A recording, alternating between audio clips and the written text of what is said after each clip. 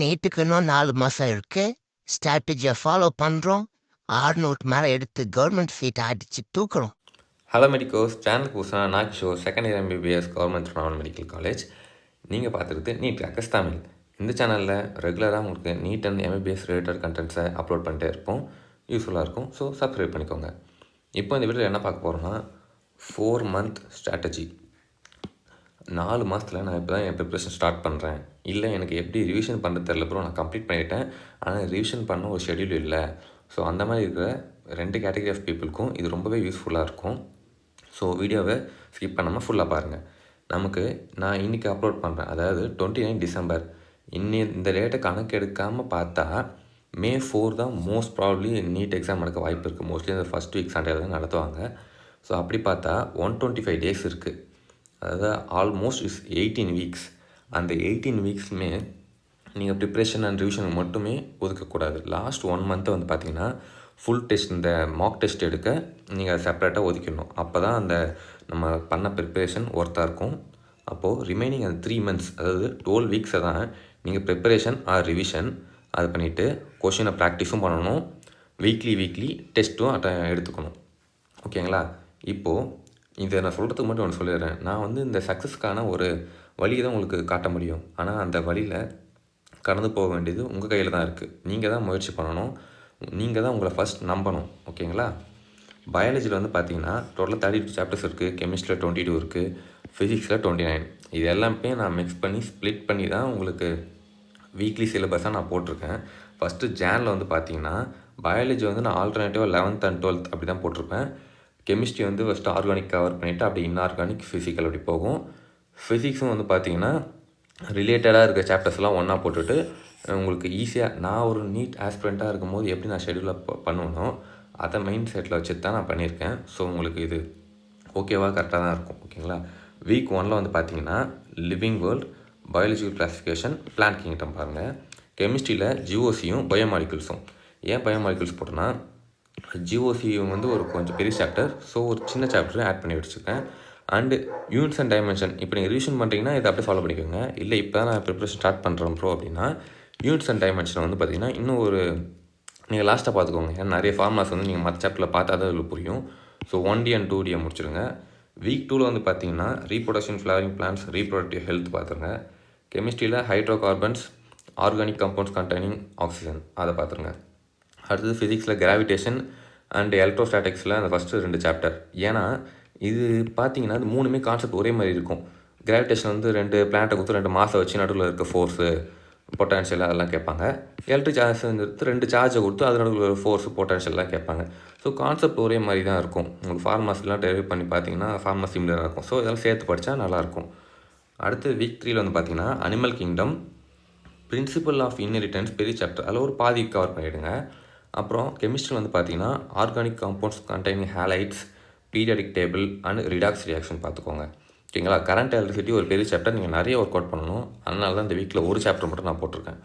அப்புறம் வீக் 4 வந்து பார்த்தீங்கன்னா ஹியூமன் ஹெல்த் அண்ட் டிசீஸ் பாருங்கள், மைக்ரோப்ஸ் இன் ஹியூமன் வெல்ஃபேர் பாருங்கள், பிரின்சிபல்ஸ் ஆஃப் இன்ஹெரிட்டன்ஸ் போன வீக்கில் பாதி பார்க்க சொன்னால இந்த வீக்கில் அந்த மீதி பாதி பார்த்துருங்க. கெமிஸ்ட்ரியில் வந்து ஆர்கானிக் காம்பவுண்ட்ஸ் கண்டெய்னிங் நைட்ரஜன் பாருங்கள், பி பிளாக் பாருங்கள், 11th and 12th சேர்த்து பார்த்துருங்க. ஃபிசிக்ஸில் வந்து மேக்னட்டிசம் பார்த்துருங்க, 2 சாப்டரும். ஓகேங்களா? இது வந்து ஜானுக்கானது. ஸ்க்ரீன்ஷாட் எடுக்கிறதுனா இருங்க, இப்போ எடுத்துக்கோங்க. நான் இது பிடிஎஃபாக டெலகிராம் சேனல்லையும் அப்லோட் பண்ணுவேன், நீங்கள் அங்கேயே டவுன்லோட் பண்ணிக்கலாம். ஃபெப்ரவரி மந்த் நெக்ஸ்ட்டு பார்த்தீங்கன்னா வீக் 1ல் cell the unit of life, biomolecules, cell cycle division பாருங்கள். கெமிஸ்ட்ரியில் வந்து some basic concepts in chemistry, atomic structure பாருங்கள். ஃபிசிக்ஸில் லாஸ் ஆஃப் மோஷன் கொஞ்சம் பெரிய சாப்டர், அதனால் கூட ஒரு சின்ன சாப்டர் போட்டுருக்கேன், கேடிஜி பார்த்துருங்க. அடுத்து வீக் 2ல் மாலிகுலர் பேசிஸ் ஆஃப் இன்ஹெரிட்டன்ஸும் எவல்யூஷனும் பார்த்துருங்க. கெமிஸ்ட்ரியில் D&F பிளாக், கோஆர்டினேஷன் காம்பவுண்ட்ஸ், இது 2ம் கொஞ்சம் பெருசாக இருக்கிறதுனால ஃபிசிக்ஸில் சின்ன சின்ன சாப்டர்ஸ் போட்டிருக்கேன். EMI, எலக்ட்ரோமேட்டிக் வேவ்ஸ், ஆப்டிக்ஸோட பேசிக்ஸ் பாருங்கள். லைக் ஒரு வேவ்ஸ்னால் எப்படி ட்ராவல் ஆகும், அது எப்படி டிஃப்ராக்ஷன் ஆகுது, அப்புறம் ரே ஆப்டிக்ஸில் லென்ஸ்லாம் டைப்ஸ் ஆஃப் லென்ஸ் என்ன, அதோட நேச்சர் என்ன, அது மாதிரி சும்மா பேசிக்ஸ் மட்டும் பார்த்து வைங்க. வீக் 3ல் வந்து மார்ஃபாலஜி ஆஃப் ஃப்ளவரிங் பிளான்ஸும் அனாட்டமி ஆஃப் ஃப்ளவரிங் பிளான்ஸும் பாருங்கள். அப்புறம் கெமிஸ்ட்ரியில் கெமிக்கல் பாண்டிங், தெர்மோடைனமிக்ஸ் பாருங்கள். இங்கே வந்து கெமிஸ்ட்ரி அண்ட் ஃபிசிக்ஸ்லையும் தெர்மலை ஒரே வீக்கில் சேர்த்து படித்தா கொஞ்சம் அண்டர்ஸ்டாண்டிங்காக இருக்கும். அதனால் தெர்மல் ஃபிசிக்ஸ், அது தெர்மல் ப்ராப்பர்ட்டிஸ் ஆஃப் மேட்ரும் thermodynamics 2 chapter plus AC alternating currents பார்த்துருங்க. உங்களுக்கு நான் இப்போ சொல்கிறேன், பிட்வீனில் ஏதோ உங்களால் ஒரு சாப்டர் முடிக்க முடியல, ஒரு வாரத்தில் எனக்கு கொஞ்சம் பெருசாக இருக்குன்னா, நான் லாஸ்ட் வீக்கில் கம்மி சாப்டர்ஸ் தான் போட்டிருக்கேன். அங்கே வந்து நீங்கள் பேட்ச் ஒர்க்லாம் பண்ணிக்கலாம். ஸோ அதெல்லாம் பயப்படாதீங்க. வீக் 4 வந்து பார்த்தீங்கன்னா ஸ்ட்ரக்சரல் ஆர்கனைசேஷன் இன் அனிமல்ஸ், பயோடெக்னாலஜி 2 சாப்டர் இருக்கும், 2த்தையும் பார்த்துருங்க. கெமிஸ்ட்ரியில் சொல்யூஷன் பாருங்கள். ஃபிசிக்ஸில் அது ஆப்டிக்ஸ் பேசிக்ஸ் முன்னாடியே பார்த்தீங்களே வீக் 2ல். ஸோ ஆப்டிக்ஸும் வேவ்ஸும் இதில் முடிச்சிருங்க. வேவ்ஸுன்றது வேவ்ஸ் சாப்டர் அது ஓகேங்களா. ஆப்டிக்ஸில் வந்து ரே ஆப்டிக்ஸ், வேவ் ஆப்டிக்ஸ் 2மே சேர்ந்துடும். வேவ்ஸ் வந்து அந்த 11th சாப்டர் சாப்டர் அது. ஓகே, நெக்ஸ்ட் மார்ச் மந்த் பார்த்தீங்கன்னா வீக் 1 பயாலஜி வந்து பார்த்தீங்கன்னா organisms and population, ecosystem, breathing and exchange of gases பாருங்கள். கெமிஸ்ட்ரியில் எலக்ட்ரோ கெமிஸ்ட்ரி பாருங்கள்.